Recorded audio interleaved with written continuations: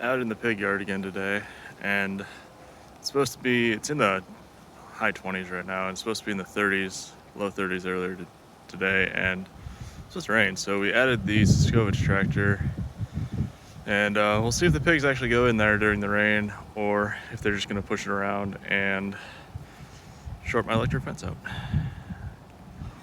If anything, this is the most useful building we've built so far. It's had chickens, ducks, geese. The dog was in there for a while. Very, very useful if you don't have any Suscovich tractors. The plans are $10. Just spend the money.